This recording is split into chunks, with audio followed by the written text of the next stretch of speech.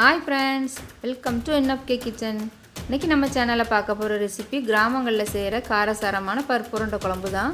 அது எப்படி செய்யலாம் பார்க்கலாம். சப்ஸ்கிரைப் பண்ணலாம், சப்ஸ்கிரைப் பண்ணிக்கோங்க. பக்கத்தில் பெல் ஐக்கன் கிளிக் பண்ணிக்கோங்க.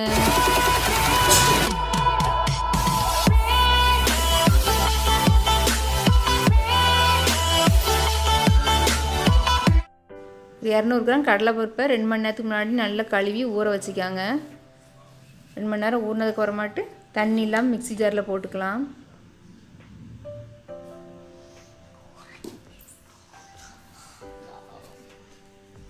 கடலைப்பருப்பு இல்லாட்டி துவரம்பருப்பு கூட நம்ம சேர்த்துக்கலாம். 3 காஞ்ச மிளகாய் போட்டுக்காங்க. உங்களுக்கு விருப்பம் இருந்தால் சோம்பு சேருங்க, இல்லாட்ட வேணாம். 1/2 டீஸ்பூன் சோம்பு, ஒரு 4 பல் பூண்டு. தண்ணி ஊற்றாமல் மிக்சியில் நல்லா கரகரப்பாக அரைச்சிக்கலாம்.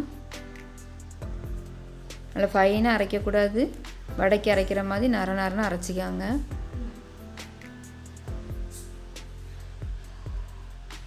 இந்த அளவுக்கு அரைச்சா போதும். இப்போ ஒரு பவுலில் மாற்றிக்கலாம்.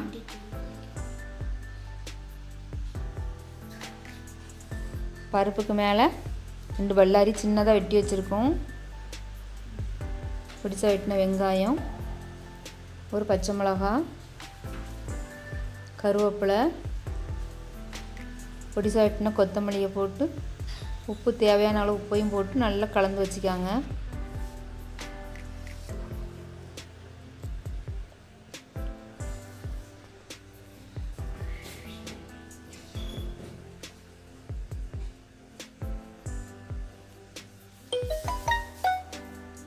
எல்லாம் ஒன்று சேர நல்லா கலந்து வச்சுக்கலாம். இந்த குழம்புக்கு ஒரு எலுமிச்சம்பழம் அளவு புளியை ஊற வச்சுக்காங்க.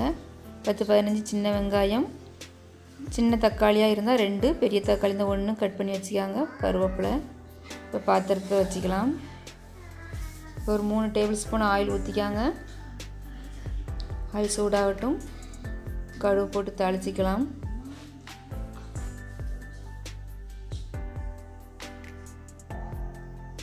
இப்போ வெங்காயத்தை போட்டுக்கலாம். கடுகு வெடிச்சிருச்சு. இப்போ வெங்காயம் போட்டுக்கலாம். வெங்காயத்தை கட் பண்ண வேண்டாம், முழுசாக இருந்தால் குழம்புல சாப்பிட்றதுக்கு நல்லாயிருக்கும்.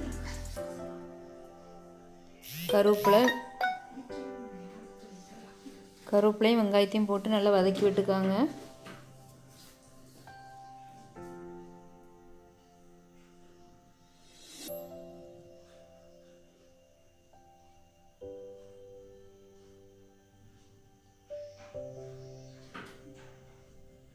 இதோட 1 teaspoon Kashmir red chilli powder போட்டுக்கலாம். இந்த எண்ணெயில் வதங்கட்டும், அப்போ தான் குழம்பு நல்ல கலராக இருக்கும்.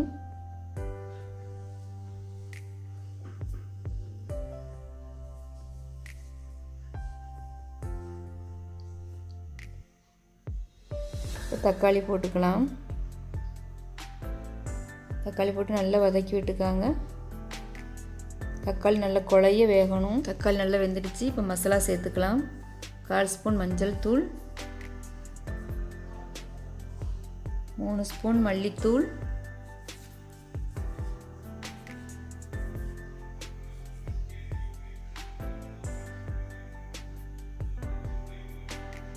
3/4 ஸ்பூன் வத்தல் பொடி போட்டிருக்கேன். காரம் உங்களுக்கு தேவைக்கேற்ப நீங்கள் காரத்தை ஏற்றிக்காங்க.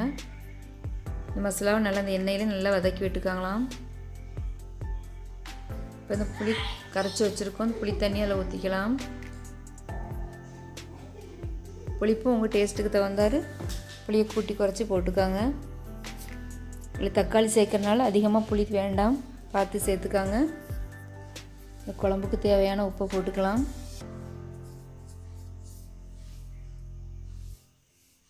இப்போ மூடி வச்சுக்கலாம். நல்லா கொதி வரட்டும். இப்போ குழம்பு நல்லா பச்சை வாசனை போய் கொதி வந்துடுச்சு. இப்போ அந்த பருப்பு அரைச்சி வச்ச பருப்புகளை நம்ம சின்ன சின்ன உருண்டைகளாக பிடிச்சி வச்சுக்கணும்.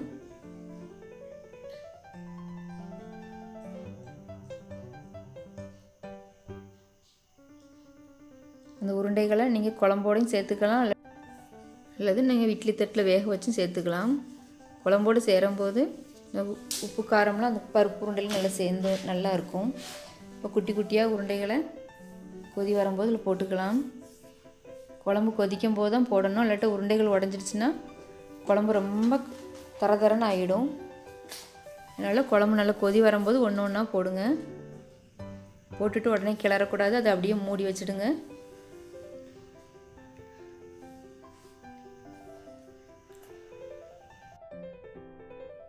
இப்போ பார்க்கலாம். இப்போ கீழே நல்லா கொஞ்சம் வெந்து வந்திருக்கு. இப்போ கரண்டிகளால் திருப்புங்க, பயம் வேண்டாம். இப்போ உடையாது, அப்படியே திருப்பி திருப்பி விட்டுக்காங்க.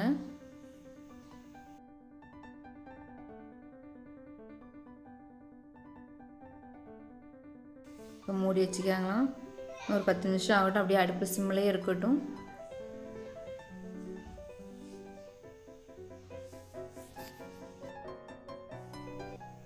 இப்போ குழம்பு கெட்டியாக இருக்குது, அதனால ஒரு 1/4 டம்ளர் தண்ணி சேர்த்துக்கிறேன்.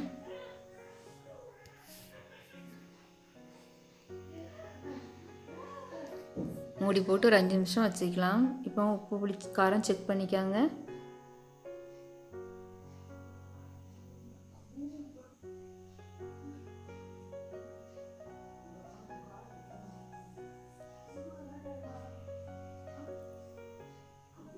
இப்போ உருண்டைகள் நல்லா வெந்துடுச்சு.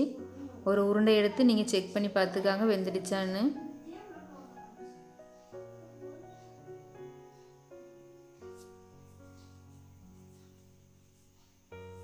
இப்போ மூடி வச்சிடலாம். ஒரு 5 நிமிஷம் அப்படி சிம்மிலே இருக்கட்டும்.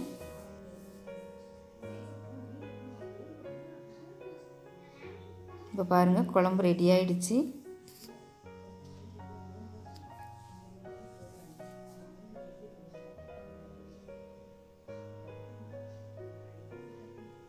இப்போ ஃபைனலாக நம்ம சின்ன குட்டி குட்டியாக வெட்டி வச்சுருக்க மல்லிகை தழைகளை போட்டு மூடி வச்சு ஒரு 5 நிமிஷம் அப்படியே இருக்கட்டும். அப்போ தான் மேலே எண்ணெய் நல்லா பிரிஞ்சு வரும். அவ்வளோதான், நம்ம பருப்பு உருண்டை குழம்பு தயார்.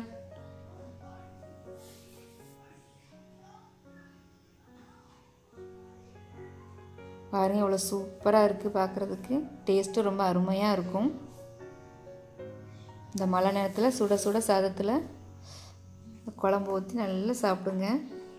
நீங்களும் ஒரு தடவை இந்த மாதிரி செஞ்சு பாருங்கள். தினம் கறி, மீன், சாம்பார், கூட்டு, பொரியல் சாப்பிட்றதுக்கு ஒரு நாள் இப்படி ட்ரை பண்ணி பாருங்கள், ரொம்ப நல்லாயிருக்கும்.